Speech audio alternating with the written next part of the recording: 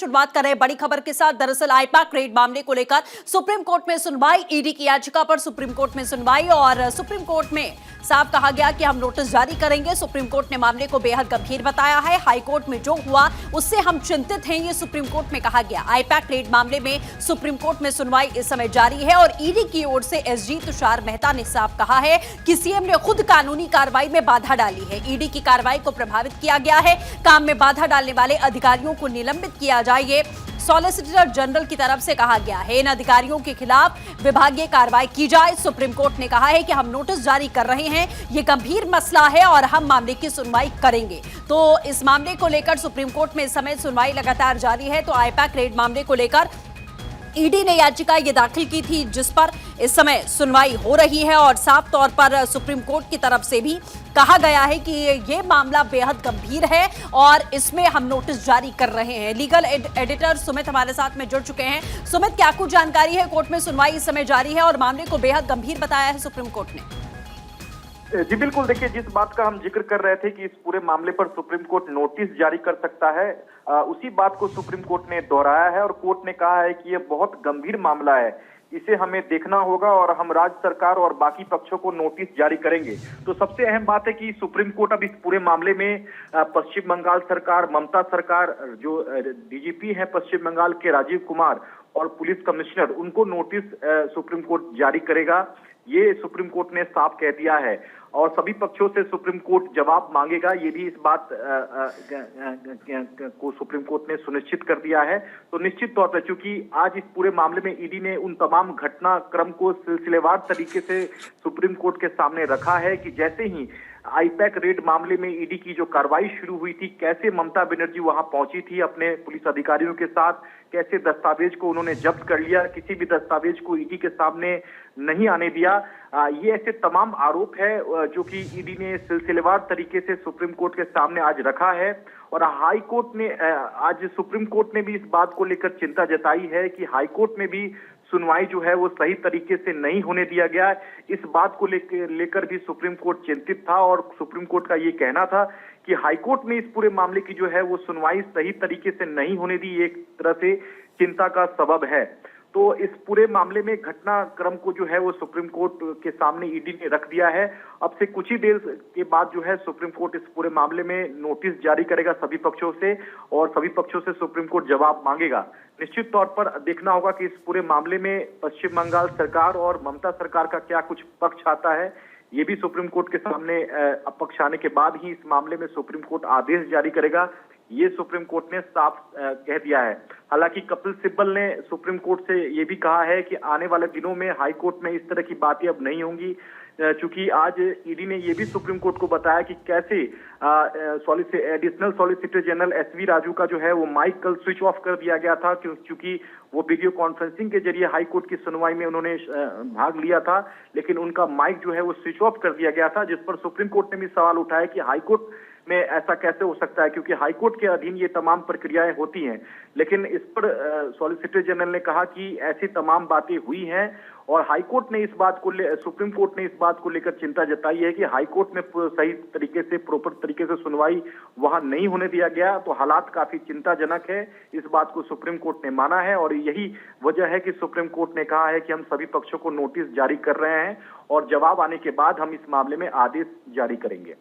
बिल्कुल सुमित, और सीबीआई जांच की मांग ईडी की ओर से की जा रही है कि इस मामले में सीबीआई जांच की जानी चाहिए। डीजीपी को सीधे तौर पर कहा जा रहा है कि निलंबित किया जाना चाहिए। तो यहां ईडी की ओर से बड़ी कार्रवाई की मांग की जा रही है और सुप्रीम कोर्ट भी इस मामले को लेकर बहुत ज्यादा गहनता के साथ में जांच की बात कर रहा है कि पहले नोटिस जारी किया जाएगा। अभी इस वक्त जो कार्रवाई हो रही है उसमें क्या बातचीत चल रही है? देखिए, कपिल सिब्बल ने जो आरोप लगाया है वो ईडी के तमाम आरोपों का कपिल सिब्बल जो है वो खंडन कर रहे हैं, क्योंकि कपिल सिब्बल पश्चिम बंगाल सरकार की ओर से पेश हुए हैं।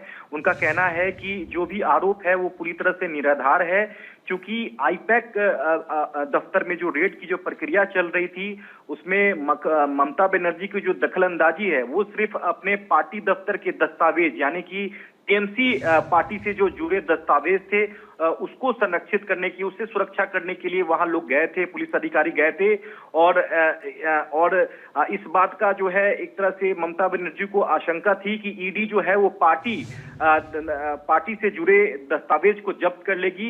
यही वजह थी कि वो पार्टी से जुड़े जो दस्तावेज थे उसे संरक्षित करना जो है वो ममता बनर्जी चाहती थी। इस पर सुप्रीम कोर्ट ने पूछा है कि आप चाहते हैं कि इनका मकसद आपकी पार्टी के कागजात सीज करना था। ऐसे इस पर सुप्रीम कोर्ट ने कहा है कि ठीक है, हम इस मामले की भी जांच करेंगे। तो कपिल सिब्बल ने कहीं ना कहीं आरोप लगाया है कि जो टीएमसी पार्टी है उसके दस्तावेज को जो है ईडी जब्त करना चाहती थी। ये आरोप कपिल सिब्बल ने अब ईडी पे लगा दिया है। तो कहीं ना कहीं ईडी और पश्चिम बंगाल सरकार के बीच जो है आरोप प्रत्यारोप का जो दौर है इस वक्त सुप्रीम कोर्ट में चल रहा है। यहाँ अब पश्चिम बंगाल सरकार का सुप्रीम कोर्ट में कहना है कि जो पार्टी टीएमसी पार्टी से जो जुड़े दस्तावेज, अहम गोपनीय दस्तावेज थे, उसे जब्त करना ईडी चाहती थी। यही वजह है कि अधिकारियों ने इसमें दखल दिया है और इसी बात को लेकर हाईकोर्ट में भी जो है वो टीएमसी गई थी कल, जिसका निपटारा जो है याचिका का हाईकोर्ट ने कर दिया था। तो यहाँ आरोप प्रत्यारोप आप सीधे तौर पर देख सकती हैं कि यहाँ आप कपिल सिब्बल आरोप लगा रहे हैं कि अब टीएमसी पार्टी से जुड़े जो दस्तावेज थे, गोपनीय दस्तावेज थे, उसे ईडी जो है वो जब्त करना चाहती थी। यही वजह है कि दखल अंदाजी जो है वो ममता बनर्जी की ओर से हुई थी। हालांकि इस पर सुप्रीम कोर्ट ने कहा है कि हम इस बात की भी जांच करेंगे कि आखिरकार वो कौन से दस्तावेज थे और किन दस्तावेजों को लेकर छापामारी के लिए ईडी वहां गई थी। ऐसे तमाम आरोप प्रत्यारोप की भी हम जांच करेंगे, ये सुप्रीम कोर्ट ने कह दिया है। तो एक तरफ ईडी कह रही है कि इस पूरे मामले में उसे रेड जो है वो नहीं करने दिया गया, उसमें दखल अंदाजी की गई, और वहीं दूसरी तरफ अब पश्चिम बंगाल सरकार आरोप लगा रही है कि टीएमसी पार्टी से जुड़े जो गोपनीय दस्तावेज थे उसे ईडी जब्त करना चाहती थी। यही वजह है कि इसमें दखल अंदाजी हुई है। तो कोर्ट ने कहा है कि हम दोनों आरोपों की गहनता से हम जांच करेंगे और सभी पक्षों को हम इस मामले में नोटिस जारी कर रहे हैं और सभी पक्षों के नोटिस आने के बाद हम इस मामले में आदेश पारित करेंगे कि आखिरकार कौन सच बोल रहा है और कौन झूठ बोल रहा है, क्योंकि दोनों पक्षों के अपने जो हैं वो तर्क जो हैं वो सुप्रीम कोर्ट में दिए जा चुके हैं। और देखना होगा कि इस पूरे मामले में पश्चिम बंगाल सरकार और खासकर ममता बनर्जी को इस मामले में जब पार्टी बनाया गया है तो उस पर ममता बनर्जी का क्या कुछ सुप्रीम कोर्ट में जवाब आता है, यह देखना अगली सुनवाई में बेहद अहम रहेगा। बिल्कुल सुमित, ये देखना बेहद अहम रहेगा। लेकिन ईडी ने जो सीधे तौर पर अपनी यहां पर याचिका दाखिल की थी उसमें मुख्यमंत्री बंगाल के शीर्ष अधिकारियों पर चोरी और इलेक्ट्रॉनिक दस्तावेजों की जो लूट है उसका जिक्र यहां पर किया गया। लूट और चोरी जैसी धाराएं यहां पर लगाई गई हैं और यहां कार्रवाई की बात कही जा रही है कि ईडी की कार्रवाई में पूरी तरीके से दखलंदाजी की गई। जो जरूरी दस्तावेज थे उसे छीनकर मुख्यमंत्री लेकर गई हैं। ये किस तरीके का आचरण एक प्रदेश की मुख्यमंत्री का है, ये कई सवाल भी खड़े करता है। सुमित जी बिल्कुल, देखिए आज ईडी ने सीधे तौर पर सुप्रीम कोर्ट को बताया कि शराब घोटाले से जुड़ा मनी लॉन्ड्रिंग के मामले में ईडी जांच कर रही है। करीब 3,000 करोड़ के मनी लॉन्ड्रिंग का ये पूरा मामला है और यही वजह है कि आईपैक कार्यालय पर ईडी ने छापेमारी करने गई थी, लेकिन वहां ईडी को रोका गया। ईडी के अधिकारियों का मोबाइल फोन छीना गया और वहां दस्तावेज जो है वो खुद ममता बनर्जी अपने अधिकारियों के साथ वहां गई और दस्तावेज को उन्होंने खुद जब्त कर लिया ईडी के जब्त करने से पहले।